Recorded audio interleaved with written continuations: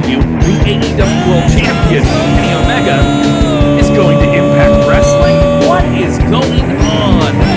Yeah, this one's going to be...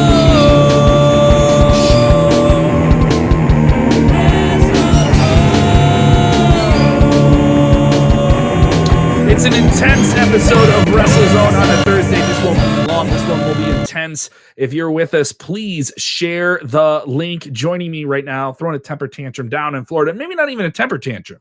He's just losing his mind because he's still trying to process what happened yesterday during this big pay-per-view. I'm talking one Mr. Robert D. Felice on a Thursday WrestleZone.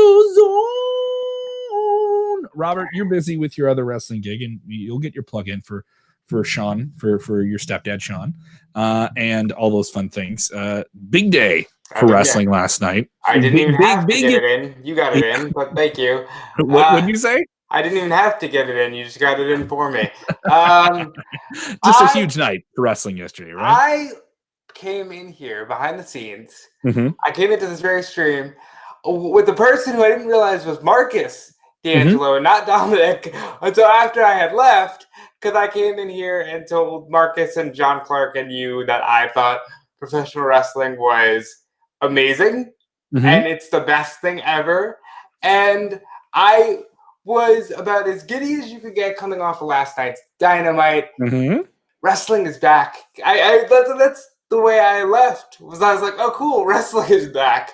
We're excited again. We'll stick with us here. If you're just tuning in for the first time, go ahead and hit that like button. We'll touch on AEW NXT ratings. They are significant and very telling. We'll also talk on this. Obviously, we'll be talking a lot about AEW because they were making the headlines last night. What is their level of collaboration with Impact Wrestling and Kenny Omega as the world champion now going over to relatively a very different company, a very separate company? And what is NXT doing this Sunday with War Games, a big show going down? I think NXT is going to definitely pull out all the stops to put on a thrilling performance and see what they can do. We just got off the NXT media call with Triple H. No big breaking news on that, but you definitely got some insight on where he stands with managing NXT moving into 2021 with everything here. So let's just jump right into ratings. These are the big numbers. These came out just a few minutes ago. We kind of knew that AEW was going to have a big night, but this is definitely one of the biggest nights of the year. AEW drew 913,000 average live and same night viewers. This is just the overnight numbers. These could grow to be bigger. 913,000. So likely there are quarter hours of that show that likely cracked 1 million, but we don't know that just yet. This is up 203,000 viewers from the prior Wednesday into Thursday number that we got earlier this week. And this is significant, because this is one of their biggest viewership numbers since January. AEW pulled NXT's viewership as NXT dropped from 712,000 last week to 658,000 in overnight viewership. The rolling 10-week average of 684,000. So most of AEW's viewership increase did not come at the expense of NXT. So there isn't any number there in terms of averages. We can see they're pulling viewers. It's almost two separate audiences.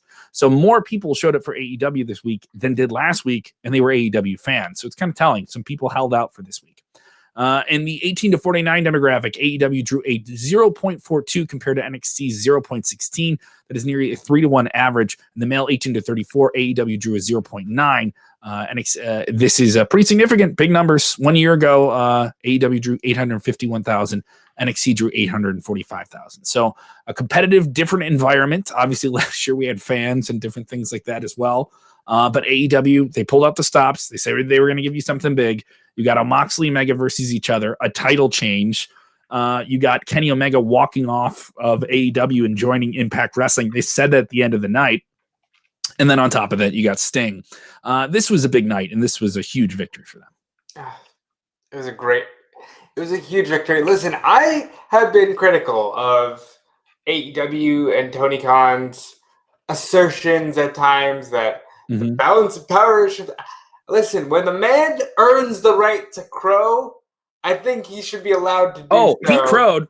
He crowed just right now on Twitter. You want to see what he just read on what he just posted on Twitter? I didn't say what he posted on Twitter. Oh, dude. This is what happened to Tony. He used to be such a civil guy, and now I see him getting really salty with people recently. He was salty on this media call like a week ago. He was kind of like pretty angry with some people, and I'm trying to pull up this tweet here in front of me. It's here somewhere. Basically, he tweeted out the viewership numbers for both shows, comparing and contrasting them. Typically, that is left up to Brian Alvarez and Carlos, or the press, or the media, or the fans. But you know what? So this is the president. This is the president of AEW saying, "Here's our ratings. Here's their ratings, and we won."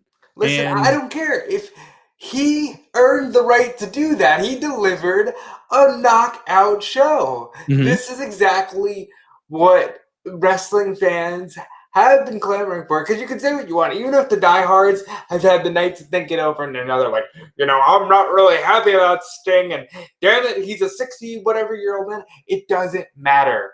What matters is the moment felt so real.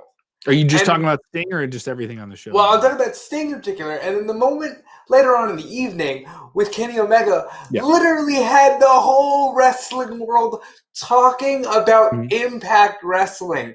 Impact Wrestling, the one that everybody likes to make jokes out of and say, "Oh, they're done." Yeah, We're all talking about Impact today, and I got news for you.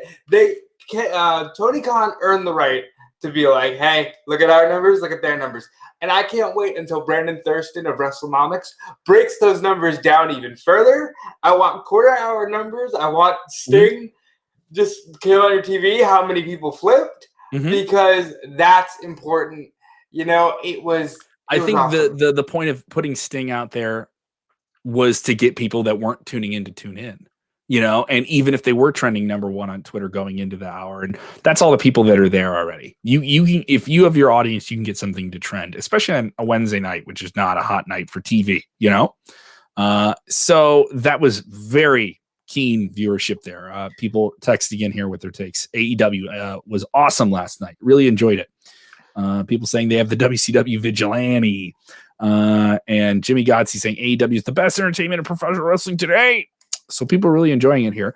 And then this main event delivers. It's really, really fun. And you get Don Callis interfering, and he leads to a big title change. So Kenny Omega now is a full-fledged heel. He was already heel before this started. He used a microphone to win, even though he's supposed to be the bout machine. So he's sort of like a parody of himself in this fun, interesting way. I think it's kind of neat. He's a parody of his old kick-ass, have the best match on the show machine. Now he's just like, I want to be as great as I once was, but I'm just going to do whatever I can just to be the big star again. And I like that. I think it's a cool idea that he's like playing this like false version of himself, which is interesting. And now, more importantly, obviously, you want to talk about inter-promotional warfare. We did an Impact post show yesterday, and we thought it was a pretty blah show, right? We weren't talking down on where Impact is. They're just in a tough position. They can't get fans. They're in this close TV set. They're doing everything they can. They have a strong roster, and they're trying to do some goofy, fun things that are backstage heavy, and to build up to matches on premium events on Impact Plus and pay-per-view. But now they're working with Kenny Omega, one of the biggest wrestling stars in the world, and the AEW World Champion, and he's going to be on their TV next week. Where do things stand with them taping? This seems like this is going to be an interview segment of some kind. How do you know? I don't know that, but I mean speculatively. So here's the cool thing about Impact. And here's where all of a sudden the way Impact taped shows may now be a benefit to them. They've already got stuff in the can. We don't know if Kenny Omega taped an in-ring segment, and we won't know until we see it. Maybe it'll be a backstage thing. The fact of the matter is, Kenny Omega is going to Impact Wrestling, and that is something that I read in an interview and then subsequently aggregated that over for the other website I work for, and it was like, haha, you're right, okay, Kenny Omega going to Impact if AEW didn't start, sure. And now we're all like, oh, I guess Kenny Omega will be on Impact on Tuesday. I got so many friends saying, I guess I need to watch Impact. People want to watch Impact Wrestling, and I think that alone is great for the business. Right now, they're working with Impact, NWA, and they're all under the banner of AEW, and not to mention their AAA. They got the AAA. Kenny Omega is their champion as well. And you got Jon Moxley, who's the champion of New Japan as it pertains to their United States division. What more What more can you ask for from a professional wrestling organization who, yes, are they getting all of these small parts to tackle the big machine? Sure, but WWE did that. In 1997, they were working with AAA. When they were getting their ass kicked by Nitro, they worked with AAA and ECW, and they got themselves back in a prominent position. This is great for everyone involved. And this is also great if you're NXT, because this lights a fire under your ass, and they're going to do something. You know they're going to do something, and there's no way in the McMahon flow of wrestling that you just take this and sit and take it. Zero. I don't think immediately everyone on this NXT media call today, if you're watching it, we're wondering, when are they going to ask him about Sting? All right, so you're just 24 hours removed from this thing. So is Triple H going to talk about Sting on an NXT media call, which is just ridiculous, right? But I think more people want to know, how are you going to respond to this? What are you going to do? And they have their show on Sunday, and I think they're gonna put on.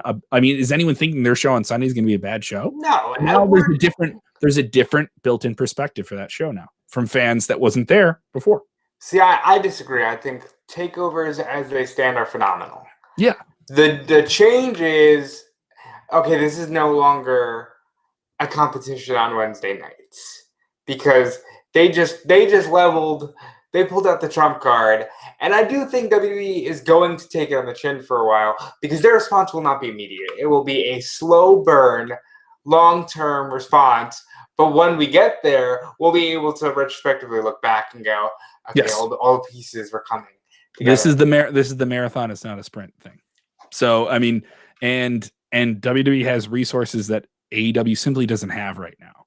And that's okay. That's why they're doing things like working with Impact, working with AAA, having their guys do these other things, right? But as much as I enjoyed AEW, because it was great, this was a really, really fun show.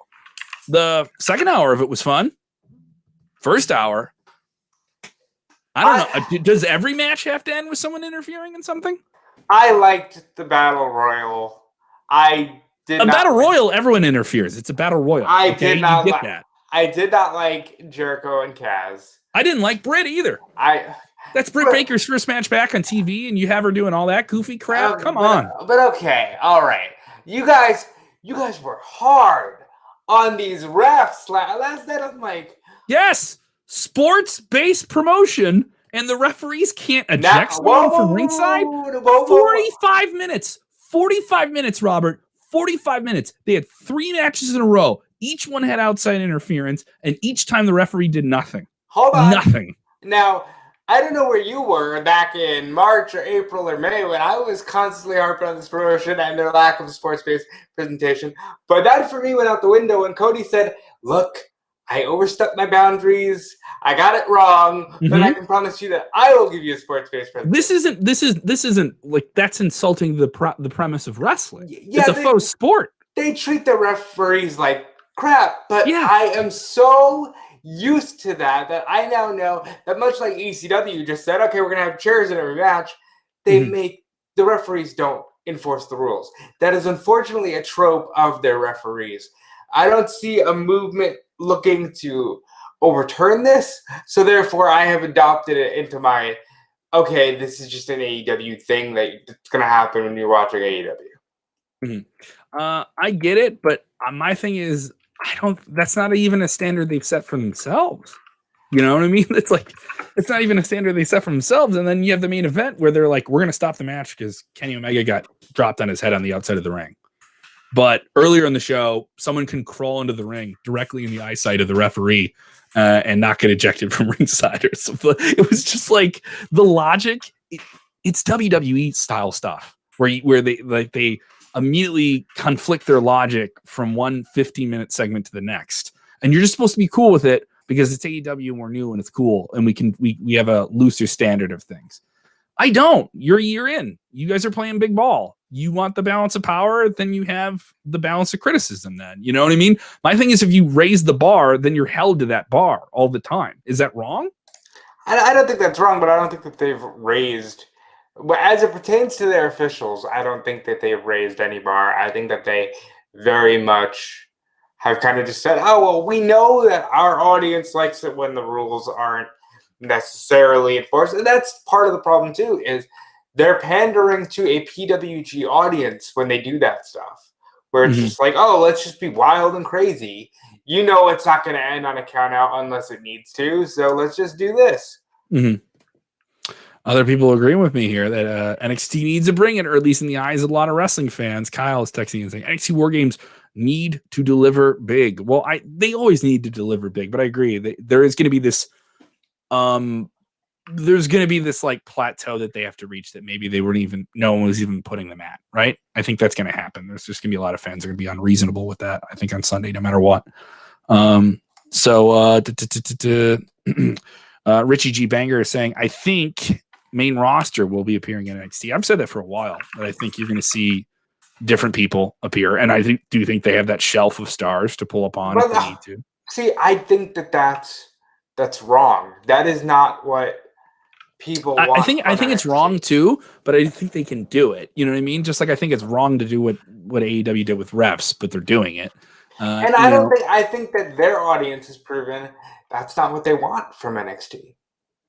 No, they want the NXT stars to be NXT stars. You know, the difference is, even though AEW is built like an indie, they're still the number 2 overall promotion, so they can do things like a Sting, like you would expect on a Raw or a SmackDown. I thought you said Stang. Stang. No, Stang is on the other show. They can do things like that, but NXT can't. NXT just can't go, all right, well, now it's Randy Orton versus Finn Balor for the NXT champ. No, because that's not what the NXT audience wants. In fact, I think part of the reason that they're suffering this year is because they've gotten away from what the NXT audience wants, and it's become more of a third WWE brand than an underground feeling show. They're following the same tropes. They're doing a lot of that, but I'm hoping that as soon as fans get back, they, stir the ship around, as they might say. I just think in the long run they're going to pull something out big in the next few months. With WrestleMania season, I see something. I was hoping that we would get at least a little bit of an illusion from Triple H today as to what that could be. But obviously you can't show your cards. Not on this Wednesday Night War. You can't show your cards. You can't do that. If you're with us live, go ahead and hit that like button. Let us know what you guys think here. We're getting heated here, Robert. You and I are getting testy with each other. That's right. Yeah. I think we're gonna have be trading texts. How the heck did you do that when we were on stream? No, we're fine. We're talking wrestling, guys. Don't worry about it. I've had people text me and be like, "Dude, you guys were not getting along."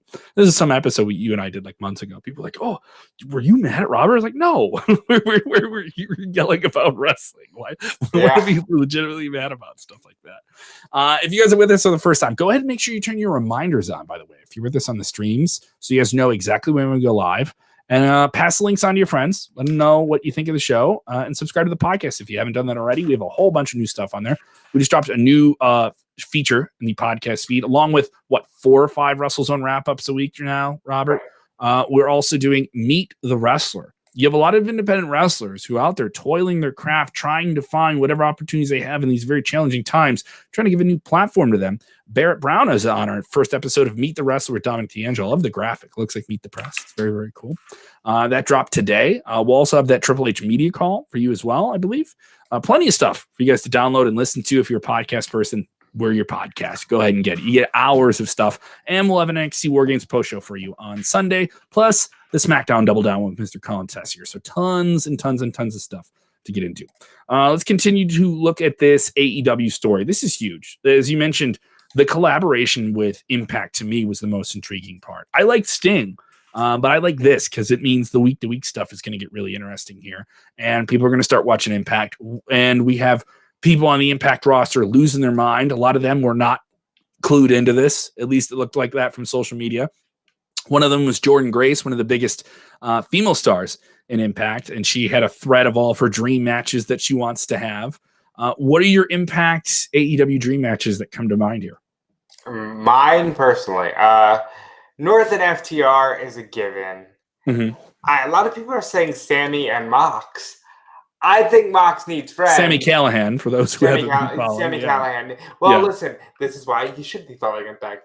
But a lot of people are saying Sami Callihan and Moxley, but I think that's going to be a tag team at some point.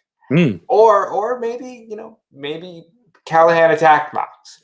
We don't know yet. That's still a lingering whodunit. I think you got Jordynne Grace. And Jordynne Grace is one of the best women's wrestlers in the world. I think the possibilities of the Impact women collaborating with AEW talent is a little bit more intriguing. I think that they need that a little bit. I think the merging of the women's divisions would be a beautiful thing because AEW needs it. Impact has Deonna. Su Yung. By the way, Deonna's got a Su Yung problem. Who the hell's to say that James Mitchell didn't summon Abaddon? I mean, we've got some stories we can tell here, Absolutely, yeah. Those will get blended and stuff like that. We mentioned those across the board, all the different roster stuff. You mentioned the North. Ethan Page, from what we know, his time with Impact is short, and there's rumblings that he could be heading to WWE, but none of that is confirmed. And you could have potentially in this window a guy who's going to be going to WWE, leaving Impact, maybe having some type of work with AEW could be interesting as well. But Carl Anderson last week mentioned that he has some type of backup because Doc Gallows is currently injured, and they are the Impact Wrestling Tag Team Champions. Does this open the door, obviously, for the Bullet Club to collaborate again in AEW with Carl Anderson, Doc Gallows, and the Young Bucks? Doc Gallows and Anderson and Gallows were supposed to be in the first episode of Dynamite, but ended up signing a deal with WWE in late 2019. A few months later, they were on the chopping block with a bunch of different talent in the spring with the COVID cuts, right? So here we are, just like a year later from that period, just a little bit over it, and you could have Anderson and Gallows versus Young Bucks. To me, that's a special match. I think it's even more special if they team. Here are some of the ones I think we get before the end of the year. And I know that we only have 3 weeks, but I think we get Motor City Machine Guns versus the Young Bucks on Dynamite. That's a banger. I think we get North FTR. I think Jordynne Grace or Deonna, somebody will show up on Dynamite. This is not a good comment here. Johnny Cadeau saying Impact should be on TV. It's not a good thing to hear. Okay, because Impact. No, hold on. But it's important to note. John, I'm not saying that that you are bad for your comment. I'm just saying when a fan is just like, they should be on TV. It's so they important. And I mean, I want to hark back to 10 years ago when Ric Flair joined TNA and was like, people ask me all the time, I miss you on TV. We're on TV. Nobody talks about Impact, but they are on TV. They're on Access TV. And if you can't watch them there, they're on Twitch. Armando texting in here. Armando with that wonderful picture of a Datsun. I love this picture here. That's in his avatar. He says, hopefully this merger with these companies will bring more female acts to come to AEW, already lacking lately. Yeah, so some people with us agreeing with that. Other people want to see Darby versus Sami Callihan. So they want certain type of archetypical characters to combat with each other. Michael would love to see Eddie Edwards versus Eddie Kingston, Battle of the Eds. One Ed to rule them all. All right, so definitely that.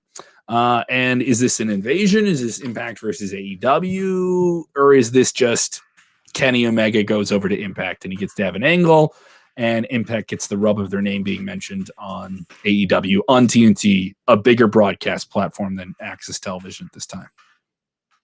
I think this is a full-blown angle. There's cross-roster stuff. There's Motor City on Dynamite. There's Sting on Impact. Sting's an Impact Hall of Famer. So much of this plays. Do you think they thread that? Do you think they thread that in, that he was a part of this whole thing the whole time? I think that they can. There's the NWA partnership. Even that harkens back to the very roots of Impact. It's fun. I don't know where it's going, but quite frankly, that's the best part. I don't know where it's going, and I love it. Jason Words says, I'm down with the other BC club. You can have the Bullet Club. I'm with the Blue Chew Club. That is the wrong website, sir. That is the other website that I work for that is allowed to do the Blue Chew Club. Why? Why? I can't do Blue Chew plugs? You can do them. You won't be financially compensated for. I'm all natural, dude. I'm all natural. But God bless you for that, Kevin. Okay. Hugh Chew. It's Hugh Chew, dude. That's what we have. We have Hugh Chew, dude. It's off-brand Blue Chew. It's sold only at your local gas station. WrestleZone wrap-up brought to you by gas station dick pills. It's pills with a Z. So then you know it's not. So then it's not. You don't have to follow any doctor information. Don't sue us. Don't sue us if you get a grabber because of these these gas station dick pills. Okay. There are levels to everything, folks, and like that's kind of where we're at here. Impact is on one level, and AEW is trying to bring them to their level. And are you saying that we're not on someone else's level? And you're I did not say that at all. Kevin, is that what you were alluding at? Kevin is once again projecting insecurities. I'm just trying to segue. What do you mean? Look at this big crowd I'm with right now. No one is crowd. I'm in this other zone. Out of your awkward gas station dick pill plug back into wrestling. I'm having a goof, and you took the opportunity to say, "Oh, is that your knees? Let me just hit them with a wrench from behind." Oh, Kevin, I would never. You would never? I would never. It's almost like you're like, oh, remember when I've betrayed you before? I would never do it. Come here, let me pat you on the back with a knife in my hand. Well, that's very pro wrestling, is it not? Yes, it is. You haven't even gotten to your plugs yet. No. You haven't even gotten to them. You keep doing them for me, thank you. Yes. No, Jason's right. We don't have Blue Chew. We have drop dick pills. That should be our one. That's right. Drop dick, baby. All right? Hit them low, hit them high. Drop dick. Ridiculous. Get off your feet with drop dick pills. I'm an adult. So we're talking wrestling here. And if you're having fun, hit the like button. Seriously. Man, definitely here. Other people, James Espanto, Fernando, Tagoai, number one fan of the show. Thank you so much, James. He goes, AEW can do an angle where Sting is the mastermind behind Impact involvement in AEW. He is the puppet master. He is the puppet. He will nudge you with a bat. He will nudge you with a bat and tell you what to do. How deep do you think this thing goes? I'm worried it could be a little bit underwhelming if it isn't this big broad, as we've already kind of laid out here the past few minutes, this big broad Impact versus AEW thing. If it's just, hey, here's an angle we're doing with Kenny, and you guys get your mentions on TV, and we're going to do this for a while, and you'll see Kenny a little bit here and there. Maybe he'll have one match on Impact, and all right, here we go. This builds to something else for us. Because it definitely seems like it's going to be Kenny versus AEW. At least you're getting that for sure. If it is an Impact versus AEW. Yeah, I brought this up on the show last night, and I think got a lot of positive response. This is where you do blood and guts, and it makes perfect sense. Mm-hmm. Get the best of Impact, and I say the best of Impact. I mean, you take Sami Callihan, Rich Swann, or whomever their world champion may be at the time. You put Eric Young and Johnny Bravo. Johnny Bravo. No, Kevin, no. See, this is what we're trying to get them out of. You see that Impact has been doing like a 3-week Who Shot Bravo? This is the perfect time to transition away from that nonsense. Okay? Like, that's where we're going. That's what I like to see. That we've got so much going on that we're going to get out of that nonsense. You got Don Callis just kicks in the door of the TV studio and says, knock this shit off. We're going to TNT. Yeah. Knock it off. And who knows? Maybe that's why they're like, you know what? Oh, this is over now. But doesn't seem like it based on Impact this week. If you listen, it can end soon enough. I will say that. Check out our Impact wrap-up shows. We do those Wednesday mornings. Hold on, can we address this comment that you have, for whatever egregious reason I put on my screen? Sucks we don't get to see Sting versus Taker. Navdeep saying this. Yes, I heard a lot of fans saying this yesterday. Guess what, guys? I think you should have known a long time ago. I think you should have known in 2016. Then, yeah, that seems a little unfair. You should have known by at least a couple of years ago, though, that you weren't getting Sting versus Taker. Mm-hmm. Definitely don't jump into that as well. We'll take some of your questions here across the board, but I definitely want to touch on this. We have NXT War Games. This is this Sunday on the network. Don't know how long this one could be. I think most of these are about close to the 3-hour mark, about that, right? And this will feature a women's War Games match, Team Shotzi versus Team Candice, and the Undisputed Era taking on Pat McAfee's Kings of NXT. I think both these matches have been built up well. The men's match has been built up quite significantly better, at least a little bit more emotional investment with how much McAfee and his team have torn down the symbolic grandeur of Undisputed Era, and they feel like they have something to prove in this match.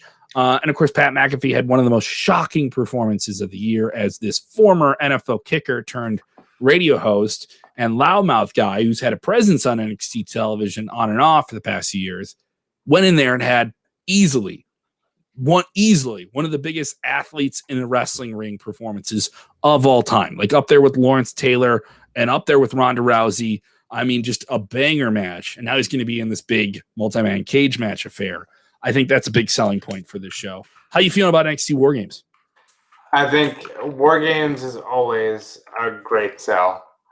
And it's, the idea, it's gotten to the point now where all William Regal has to do is say War Games and we're good. So War Games. Yeah, I think it kind of comes down to. I do like how they've embraced that too. NXT's Twitter handle just did War Games, War Games, War Games. And then they just wrote it like 12 times in one tweet. I was like, oh, that's kind of fun. Like you guys just let a 15-year-old take over your Twitter for like 5 minutes. That's cool. That's part of the modern society is we all have the mentality of 15-year-olds. It's ridiculous. That's why we're doing this, dude. Our job is to watch wrestling because we don't want to grow up. That's why we're doing this. And I think it comes down to the strength of the War Games matches. And yeah, they might suck, that's always a possibility. But I think they have a proven track record that the show will kick ass. Let's jump into the card. It's Undisputed Era versus McAfee and his squadron. Kyle wants to know, do you feel the UE will turn on them and help McAfee win? No. I think every member of the Undisputed Era has a clear reason to want to kick Pat McAfee's ass. I think the whole point of this match is Birch, Lorcan, and Dunn. They've gotten behind Pat because he got under he got them motivated to destroy these guys who've been the top stars, and now you guys can become the top stars. And Birch and Lorcan are the tag team guys, and Dunn wants some gold, and he got to talk this week. Another banger promo from McAfee to bring home that you all suck, we're great, cheers. Like it was just, he's probably the best talker right now in wrestling. So he's really talked up this match. And for a majority of the build, the Undisputed Era hasn't been there until like the last 2 weeks. Like there was like 4 weeks of TV where they weren't there. Hold on. This was a very quick build. I think that's part of the issue with this show is that it was such a quick build. But the babyfaces are the established faction. It's like we never got to see the Horsemen go into War Games as they were always the heels. Well, we did, and then it was 97, so the NWO had to kill them. But like, Undisputed Era is going to win, and it's going to be a good time. The women's War Games match, I'm not sold on as far as the babyfaces actually winning that one. I'm not either. I think that's more a platform for, as we got last year in NXT War Games, where there'll be a turn. That match also has weaved in through a team of 4 women versus another team of 4 women, a bunch of individual storyline things with different people. Whereas with the men's match, it's here's this team that has a very serious issue with this team. It is a faction issue. Whereas with the women, we're weaving in all these individual issues into one match. And it like feels a little bit more like Survivor Series a little bit, where it's like, hey, everyone has an issue, so let's get together because you have enough issues with that. Almost, I compared it last night to Super Friends. It's the Legion of Doom. So everyone's individual villain will be on that team too, and everyone's individual hero will be over here. There's more room with the women's match for shenanigans, for interference, for different things like we saw last year when Dakota Kai turned, and turned heel. So for me, I'm expecting more for the men. than I am the women. That's not me writing off the women, because I think sometimes women have definitely over-delivered in NXT many, many times. This match has some really great talent that Shotzi has. They're teasing some type of big thing behind a curtain. What could that big thing be? Was that big thing Io Shirai joining the team? Or Yeah, are we I think getting a that big big thing giant was Io tank? Shirai. You think it was Io Shirai? I mean, obviously, we're getting a tank. They're clearly building a tank. But I think the thing that they were teasing was Io Shirai. My favorite tweet about NXT this week was from Wrestling Matt McCarthy. Go get his comedy album, Sober Dad. We did a great interview with him. Just search Matt McCarthy, WrestleZone. It'll pop up. And he said, we need a Grease Lightning dance sequence from the musical Grease Lightning of the NXT of Teen Shotzi building a tank. They need to have like a big musical number. That'll be their musical number. AEW their musical number. You can do like we don't. What? We don't need a musical number. Why? We just had this great one. Everyone loved it when they did. That's where you're wrong, pal. I did not. I don't like when my wrestling turns into a musical. I just like when you don't want to sing randomly and place. First of all, I think Grease is a phenomenal film and a great musical. I love musicals. Tell me more. Exactly, and I want my wrestling to not tell me more. I just want them to hit people over the head with chairs. Maybe not that, because we're in a new era, but something akin to that. Well, I'm sorry, Robert. I don't want to play the name game, so let's not go there. All right, another Grease reference. There we go. Enjoying it. So talking about this card, I think the men's match is the match to see. But there are some big omissions because you have NXT working around injuries here. Karrion Kross on the shelf. Finn Balor, your reigning champion, has had his jaw wired shut. He appeared on television a few weeks ago just in an in-ring promo. He was talking, so at least his jaw isn't that wired shut. But he's still healing from having his jaw broken. So this show has a lot going on. Is there another match that doesn't involve a cage on Sunday that you're thinking like, you know what, this one could surprise you? Tommaso and Thatcher. I think that's a special one too. That one's been built up pretty quickly. But I enjoy these Thatch Can segments with Timothy Thatcher. It does give him a character, like as a mean kind of gym teacher type guy who wants to hurt people unreasonably. Whereas Tommaso Ciampa wants to hurt people, but you love it because he's just like Die Hard. He's just always looking out for the fight, to get in there with some people. And these are just two proven banger performers. I'm into it. I think if they get the time, they can steal the show outside of the cage stuff. Yeah, I think it's a great wrestling match on paper. Ciampa needs something. So NXT for a long time was built around Cole, Gargano, Dream, and Ciampa. Dream is Dream. We know where Dream is. We know what the situation is with Dream. We don't need to talk about that. Gargano turned heel. I'm just being a dick. I'm sorry. I know. Gargano turned heel and has done what he's done great with that role, I think. But it hasn't been the banger that babyface Johnny Wrestling was for the brand. Cole turned babyface, and without fans to say Adam Cole Day, I think it's fallen flatter than it would have. And then there's Ciampa, who's like, you're not in the title picture. You're not really heel or face. You should go somewhere else, but I'm guessing you don't want to. So he needs a win here, but also Thatch needs a win because he hasn't won anything big. And I'm going with him to win here.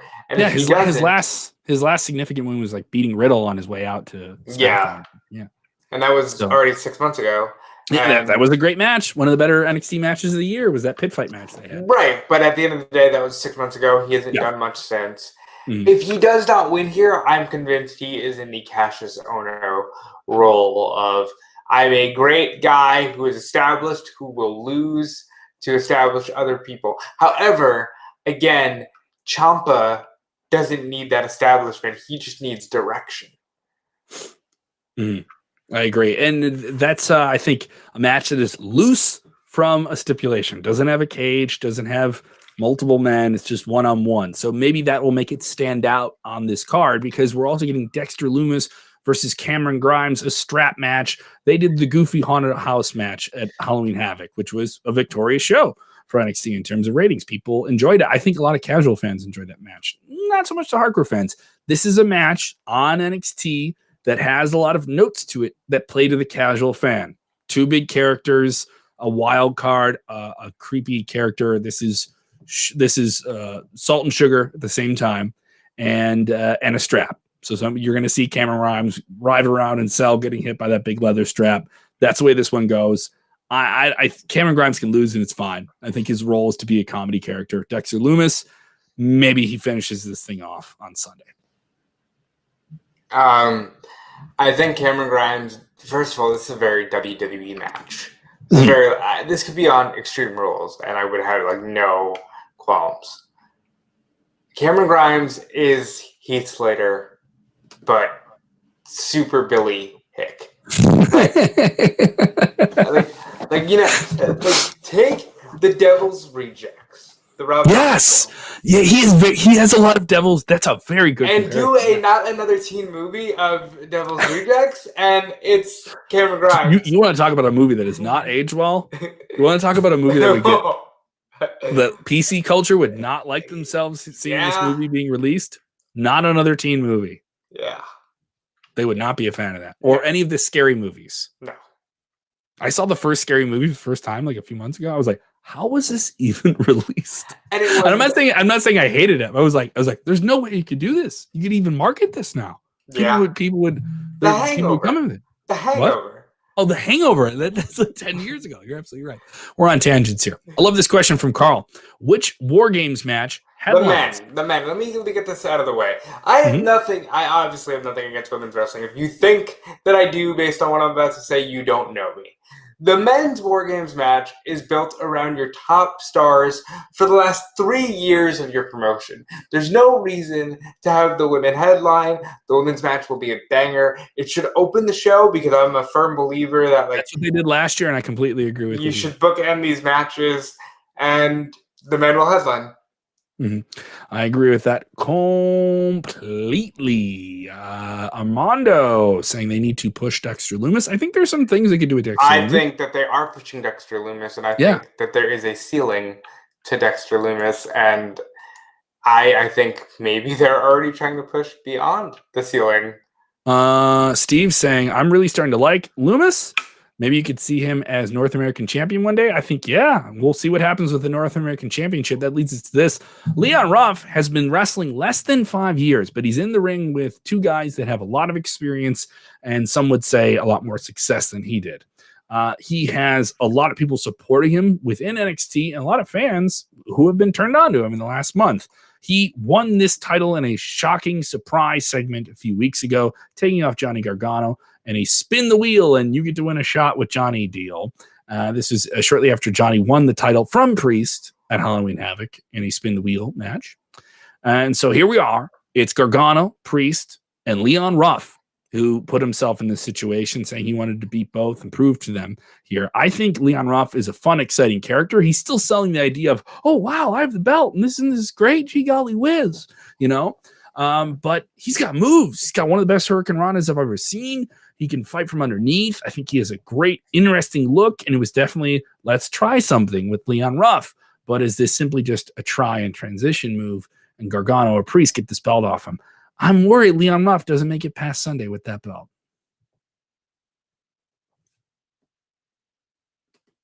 Robert, where'd you go? I lost Robert. All right, so Robert will rejoin me. I'm sorry, I didn't see him blip off my screen. Maybe he'll hop back on here in a second. All right, here we go. Robert's popping back in. Robert's gonna come back and transition. And Robert, can you see me at all? All right, let's see if Robert can do this. I don't know if he's connecting with me at all. Robert, reconnect if you can hear me, buddy. Reconnect. You're not popping in here. People asking about the Rascals. We'll get to them. We'll get to the Rascals. I don't mind talking about the Rascals in a bit here.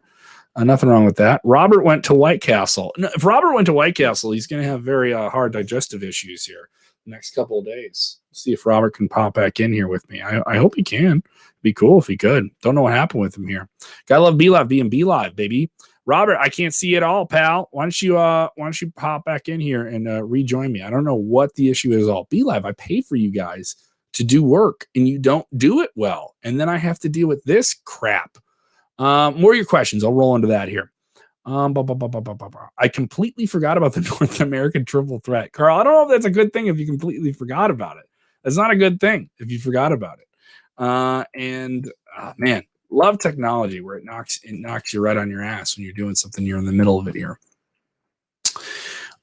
This show is certainly, as I mentioned earlier, is going to be put in a tough light where people are going to say, "Oh, you didn't have your Sting show up on your pay-per-view." So what are they going to do on this card? What do you think is going to happen? I want to know your predictions, especially if you're watching on demand. Go ahead and sound off in the comments down below. Let us know what you think and what could happen here. Let's see if Robert can rejoin me here. Come on back, and we can wrap up. Other stories we're following right now at WrestleZone. Just want to touch on these before we sign off. AEW, all the news with them. Sting signing his multi-year contract, the latest on those ratings. We also have the wrestling world continuing to respond to the sad, tragic loss of Pat Patterson. We did a special episode about that on our video channels on YouTube and Facebook that you can touch on as well. Sting breaking the Pro Wrestling Tees store record in just less than a day for his new merchandise. That's pretty crazy. That NXT media call, we have that up. We were talking about that earlier here. Okay. Robert's telling me his internet is taking an issue here. So we'll just wrap up here in a second. We also have an interview up with Da Pope and his return to the NWA TV title scene.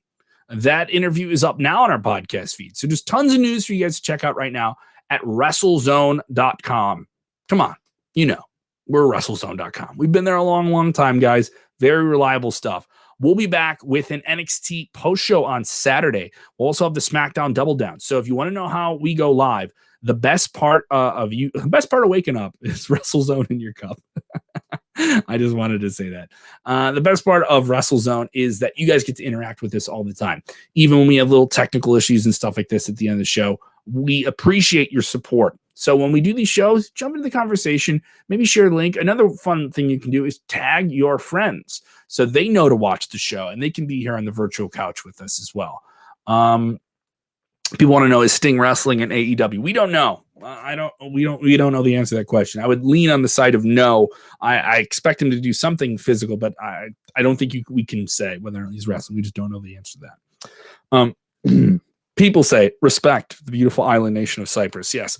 Respect to all the people downloading the podcast. All right. So many of you guys putting us back on sports charts around the world and all the different podcasting apps. Some people have reached out to us and said, hey, I listen to the show online at my work, but on my phone, I like listening on Stitcher. So we're going to try and get the show on Stitcher, but we're available now on audio channels on iHeartRadio, Apple, Spotify, TuneIn, a lot of different apps. You can watch us on YouTube. You can watch us on Facebook, all that good stuff. Let us know what you guys think of that too. If there's a way that, hey, can you guys put it out this way or I want it this way, let me know. We want to work with you guys and make the content work the best for you guys and how you consume it.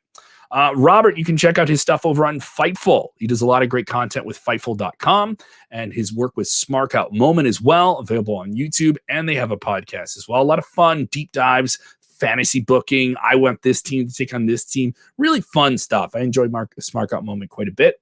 You can check out me on 101 WKQX Radio, streaming all over the world. I mentioned that iHeartRadio app. If you have that, you can listen to us on it.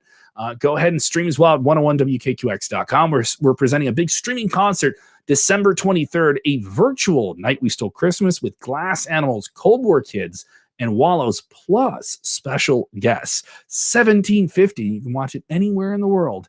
8 p.m. December 23rd. Get the info at 101WKQX.com. Go there, listen to 101 WKQX. You can get different text-to-win codes so you can win free tickets to the show and just watch it wherever you want. Or just $17, $17.50. And $1 of that goes to $1 goes to volunteermatch.org, a great charitable organization that helps connect people with charity causes in their community, especially with everyone trying to find their way out of the pandemic. Charity work is going to be a very, very important thing for all of us to do and give our part to help those that need it. And this is a great way to have a fun time and also contribute to those causes. So find out more, 101WKQX.com.